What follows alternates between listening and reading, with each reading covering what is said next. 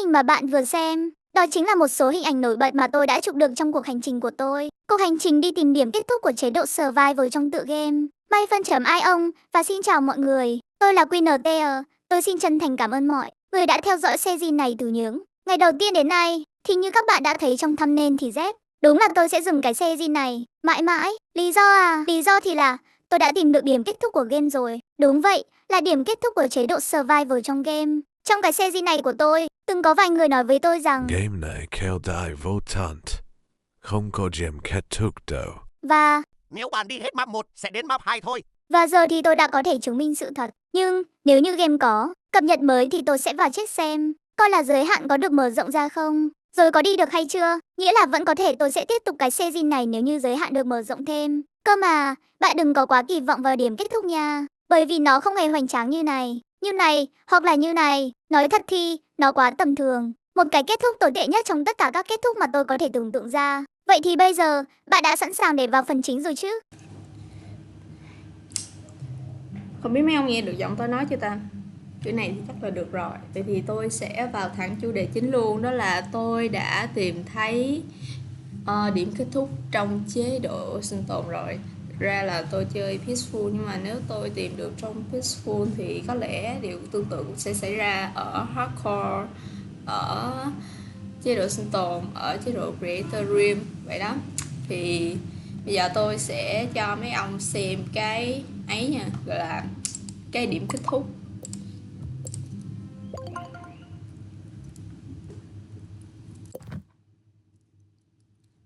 Không biết tiếng có bị ồn quá không ta, lần trước tôi bật nó ồn á, chắc chưa.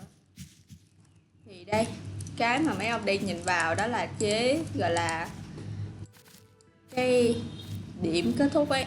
Như mấy ông thấy nha, khi mà cái mốc mà nó vượt qua tọa độ trừ 500.000 rồi thì tôi sẽ không thể đập phá vỡ block gì luôn ấy.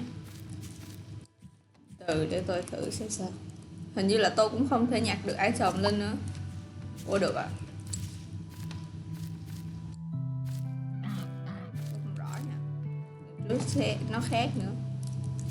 Chắc là khi tôi kill động vật chăng? Tôi đoán vậy. Đừng có về trừ 500.000.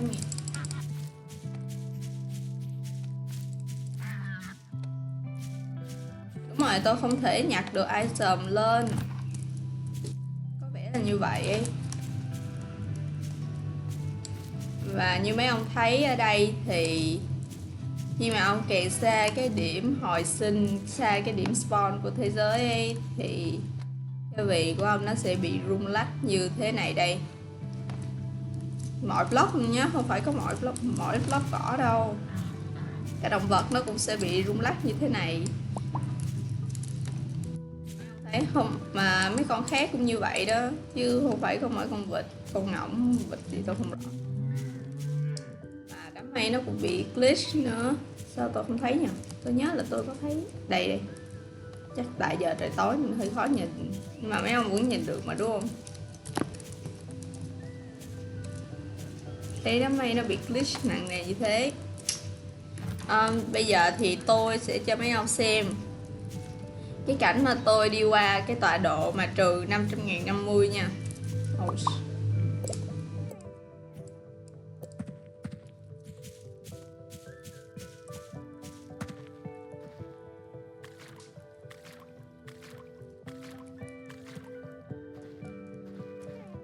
Đấy, nó sẽ bị như thế này. Tôi không làm gì được luôn ấy. Chịu rồi.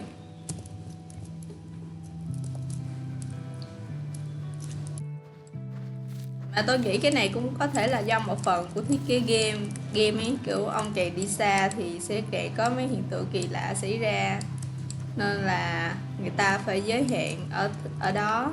Đây, đám mây nó bị glitch nè, giờ nhìn rõ hơn rồi đấy. Glitch nặng nề luôn ấy. Máy tính tôi cũng khá là lag nữa. Để tôi cho add luôn vào thử nha.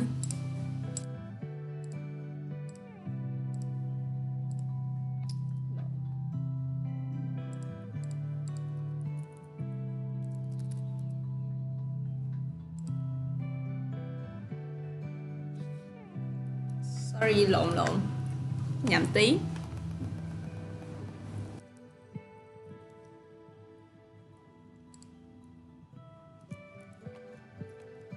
Không phải có mỗi mình nạt tôi đâu, mấy khác cũng bị như thế. Vì sao tôi nằm dưới đây rồi?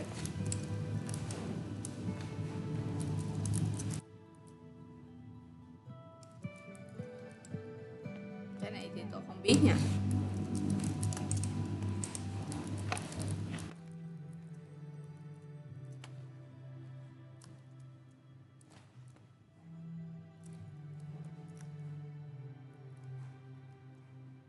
Không phải có mỗi mình nạt tôi đâu nha, mấy khác cũng, cái khác của tôi cũng bị như vậy. Như này, khi mà tôi vượt qua cái mốc tọa độ trừ 500.000, đấy, nó sẽ bị glitch như thế này. Ở tới đây thì cái chân render gọi là, tôi nghĩ là cái tải địa hình hay gì đấy nó bắt đầu có vấn đề rồi. Như nãy mấy ông cũng thấy ở cái gọi là ad chính của tôi, cái này cái ad phụ thôi. Và khi mà mấy ông thoát ra nhá, thì mấy ông sẽ vào cái gọi là cái điểm đứng gần nhất của ông ở cái tọa độ trừ 500.000 ấy. Nói thế thì hơi khó hiểu, nhưng mà đây tôi đã về tọa độ Z trừ 500.000 rồi sao tôi đứng đây rồi? Fuck là sao nữa?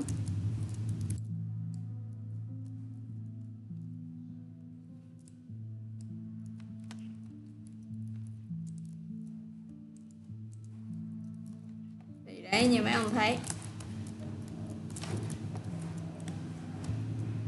tôi về chứ không lại kẹt ở chỗ đó nữa. Thì hình như là chỗ nào, cái chỗ này nó như vậy trên toàn thế giới luôn ấy. Này, cái nãy con vật tôi giết này mà nó đâu, tôi đâu lượm được item đâu. Đây này, cái chân render nó thì nó bị lỗi như thế này đây. Nó đã thật sự bắt đầu có vấn đề rồi. Và và tôi không thể vượt qua được. Rồi, cái chân render nó ấy thế này thì chịu rồi. Tôi về cho mấy ông xem nhé.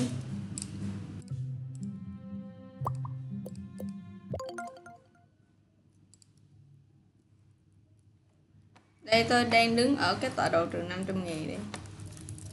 Để tôi đưa cái ad chính của tôi qua đây.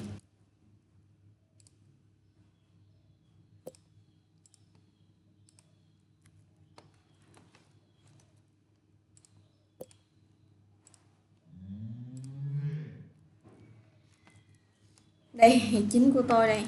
Bây giờ tôi sẽ cho cái ad chính của tôi gọi là chạy đến tọa độ trừ 500.000 nhé. Và có thể là mấy ông sẽ thấy được là cái ad chính của tôi nó đang bay lơ lửng ở trên đầu ấy. Nói chung là nói thì khó hiểu lắm, nhưng mà làm thì ông không hiểu, mấy ông hiểu ngay mà. Bây giờ tôi làm đi. Có cái lần mà tôi luân phiên, gọi là tôi luân phiên mà sử dụng 2 ad cùng lúc để tìm. Ủa, nó không trên đầu hả? Có mấy lần mà tôi luân phiên sử dụng 2 ad cùng lúc để gọi là đi tới cái điểm kết thúc ấy. Nên là có mấy lần có thể là mấy ông sẽ bắt gặp vài cái lần mà cái skin của tôi nó khác như thế. Tôi nghĩ là tôi cũng hiểu được một chút rồi đấy. Khi là ông đứng ở đây thì ông chỉ có ở tọa độ trừ 500.000 thôi, nhưng mà cái y thì vẫn cập nhật nha. Không biết là cái y nó có giống với cái Z không? Kiểu cái giới hạn độ cao cũng là 500.000 ấy. Cái này thì tôi không rõ nha. Để tôi về cái đấy bình thường. Để tôi qua cái chỗ kia. Trước tôi có test thử, tôi có mở rộng cái gọi là cái view distance ra, thì tôi cũng có thấy được ở gần đây có một cái rừng già hay rừng tối. Tôi có thấy một cái rừng tối ở đây, ở đoạn này.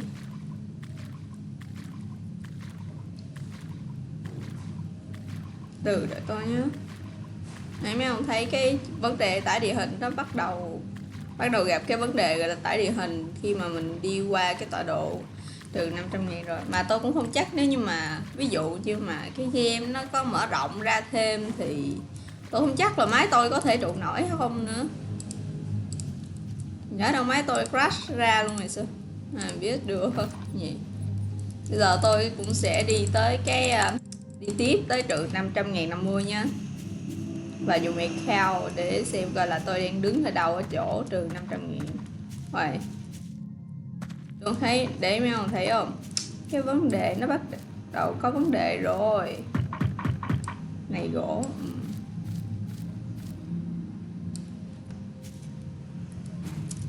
này, cái render distance nó thế này đây, cái view distance chứ nhỉ.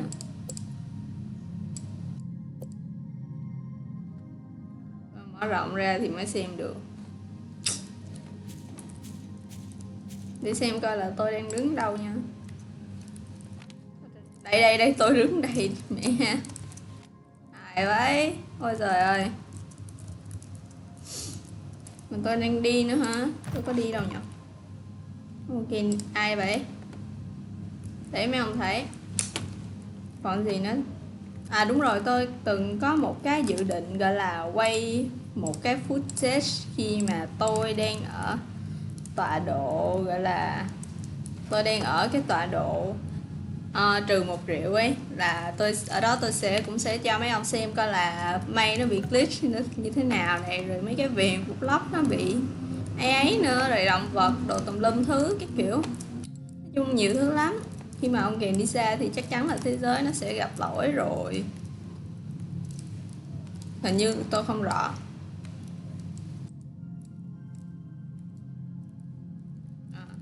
Cái chồng ra không bị lag được rồi. Tôi sẽ về chỗ trừ 500.000 vậy. Tôi còn định đi luôn kìa. Đấy, rất là lag. Nhưng mà mấy ông thấy á, thì chưa cần tới tọa độ trừ 1 triệu thôi mà đã có gặp rất là nhiều những cái vấn đề ấy rồi. Thì vấn đề là cái chân render này nó bị khá là kỳ cục thật sự ấy. Nói chung kèm đi xa thì thế giới nó kèm bị tan vỡ thôi. Quay được bao lâu rồi, kệ đi. Đấy. Thì đây là cái kết thúc của cái series gọi là đi tìm cái điểm kết thúc trong chế độ sinh tồn. Mà nếu như mà ông nào mà dùng chế độ Creator Rim mà mấy ông tới được đây, mấy ông thử dùng cái ngọc dịch chuyển phóng qua coi là có qua đi tiếp được hay không. Nếu đi được thì nói với tôi hoặc là đăng lên cho cộng đồng xem kiểu vậy. Còn vậy thì thật sự ấy, đây là cái kết thúc, đây là cái kết thúc của cái chế độ gọi là chế độ peaceful. Còn chế độ peaceful tại vì là tôi đã tìm thấy cái điểm kết thúc rồi, thì như vậy. Nhưng mà mấy ông thật sự kiểu xem không bỏ lỡ cái ngày nào mà tôi đăng ấy, thì tôi thật sự rất là cảm ơn mấy ông nhé. Và chúc mấy ông có một cái ngày vui vẻ với gia đình bạn bè đồ. Và bye bye. Không biết nói gì hết. Và đó là kết thúc của series đi tìm điểm kết thúc trong chế độ survival của tựa game myfun.io. Hoặc không, ai mà biết được nhỉ? Một lần nữa, cảm ơn mọi người đã theo dõi. Bye bye.